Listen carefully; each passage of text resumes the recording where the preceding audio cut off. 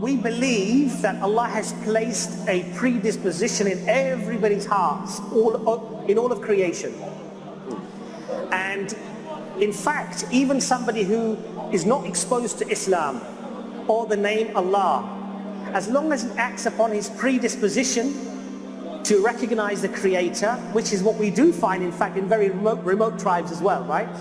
That they recognize something much greater, far greater than themselves. And as long as they live in accordance with their fitrah, their predisposition, so they know intrinsically it is wrong to kill, it's wrong to steal, it's wrong to rape. They know something in their heart, there's a trigger. If they act upon that, then for them is paradise. But if you receive the message of Islam, and you are convinced of its truth, and then you openly deny it, then you're accountable. But if of course the speaker, like myself, is an amateur and he doesn't, and he perhaps says things that are wrong, and you think, oh, that sounds a bit, I'm not really interested, that's all wrong to me, or whatever it is, and you're not convinced, then there's still some room for hopefully in the future. Do you understand what I'm saying? And I think that makes sense as well, because if the God that created you, sustained you, and now you recognize in your heart that indeed that God exists and that this is what he wants me to do, and then you deny it, I think you can argue that that's open transgression, open denial of the truth, right? Whether they are the ones who believe in the Arabian Prophet, or whether they are Jews, Christians, or Sabians, all who believe in Allah and the Last Day and do righteous deeds, their reward is surely secure with their Lord. They need have no fear, nor shall they grieve.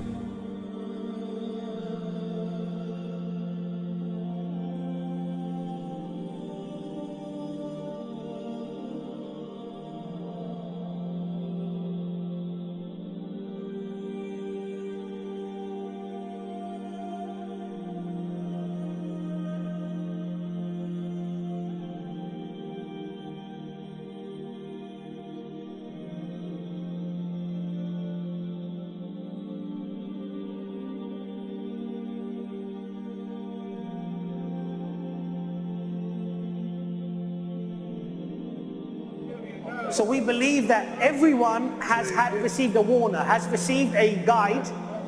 Now obviously over time, that message can be lost, it can be diluted, it can be changed, it can be corrupted.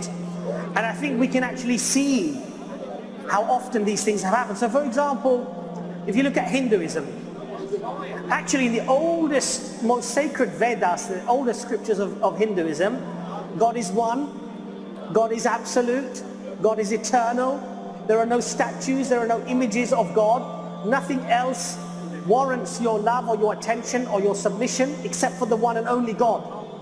But when we look at how it's transformed, now we have idols of elephants and of cows have become sacred, and you can bow to this and bow to that, and you see, and their argument is very similar to the argument that the pagans of Arabia before Islam came, they made the same argument. And they said, God is too holy, we cannot approach God directly, so we approach God through these, through these other intermediaries.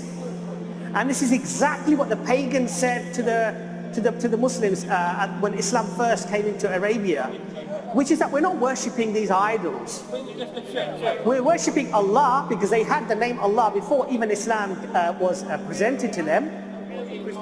Right? They said that we submit to Allah, the creator of the worlds, the heavens, the universe, but these are our intermediaries. And this is what many faiths, like you said, Christianity.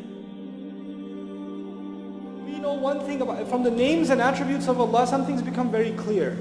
Allah, the God we believe in, is absolutely loving, merciful, kind, caring, and just. Not just to those who believe in Him, to all humanity.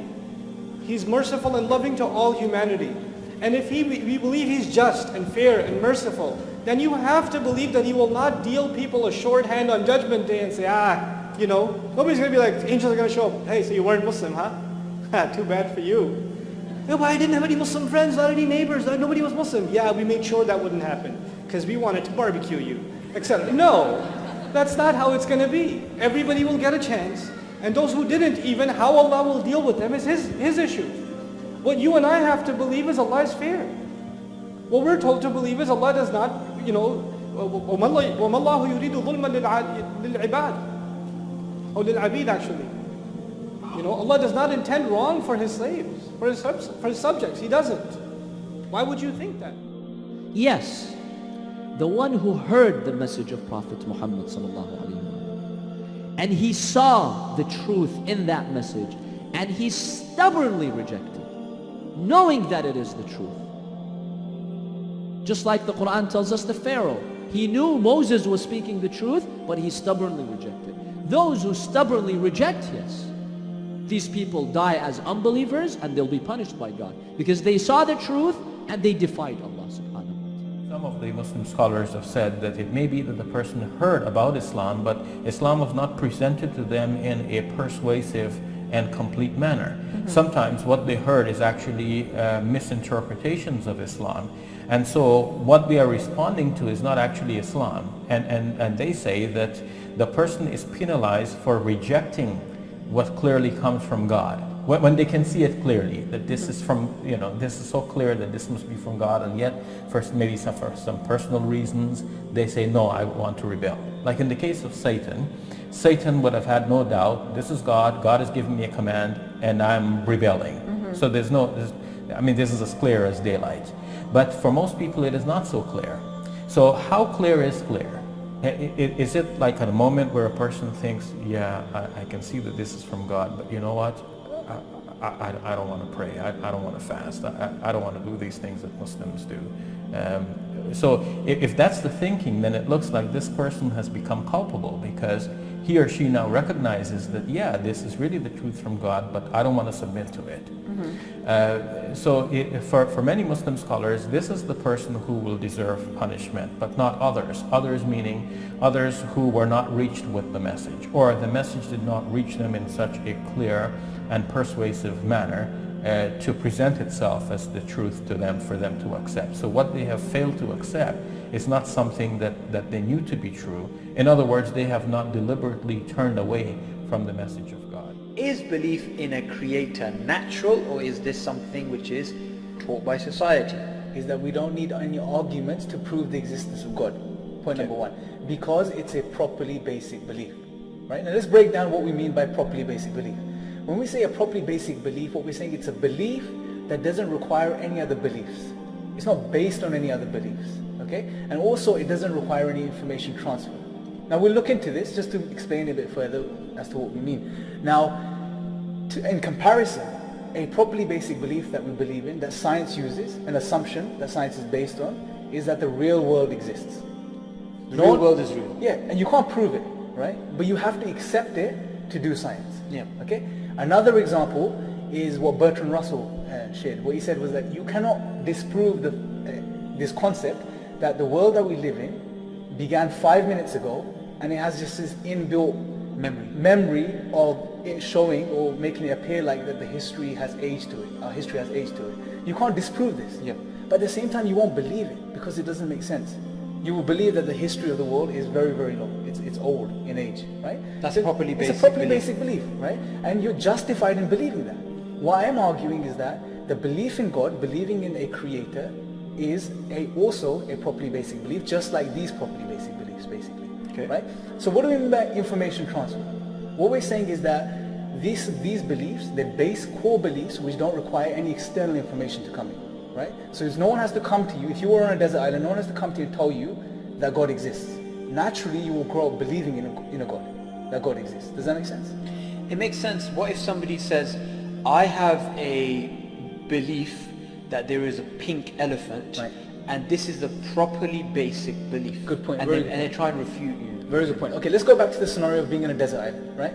Say you were on a desert island, you grew up there without any external influence, anyone coming in and teaching you or telling you anything, right?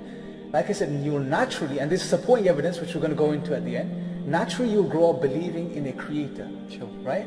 But you won't naturally grow up believing in a pink elephant that created everything, or a blue rhino. So right? you're saying there has to be some information. Someone has to come in from the outside world and say, hello Sabur, you know there's a pink elephant or a blue rhino that's created everything. Someone has to tell you this for you to believe this. You won't naturally come up with this concept, right? So it doesn't require any information transfer. That's why it's a properly basic belief.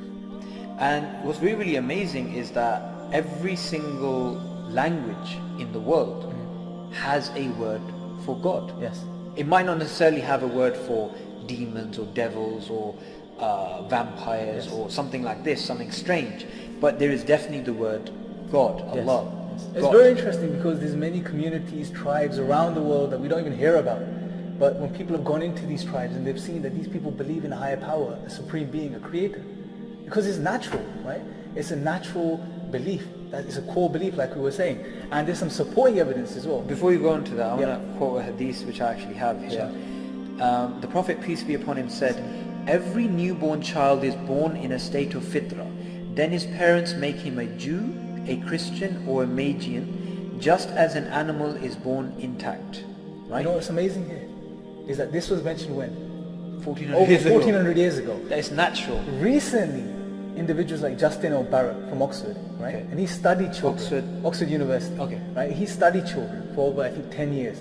He's published several books on this topic. What he said, Born Believers being one of them, what he's showing is that the belief in God is absolutely natural. Atheism is unnatural. To claim that God doesn't exist, this is unnatural. And he showed the example of children being left on a desert island, hypothetically speaking, and growing up themselves, they will naturally grow up believing in a creator. Now this is a scientific study, right? Is he the one who's written Why Would Anyone Believe in God? I think that's another book. Yeah, that's another book. And there's really amazing, I think, another psychologist, Dr. Olivia Petrovich, and she says that atheism is an acquired position, right? Meaning your default position, the position that you're in before you change, is theism. Yes. And interestingly enough, she is actually an atheist. And also we're going to put the link for her. All the references and the links they're will all be going to be in the description videos, box. yeah. So to sum it up, what we're trying to get across is that we do not need any rational logical arguments to prove the existence of God. We don't need these things to warrant us in believing in the existence of God. Okay. Before we end the show, say if somebody watching this video goes and they speak to a friend of theirs, a colleague of theirs, say someone who's agnostic or an atheist, Yes. and they say to them,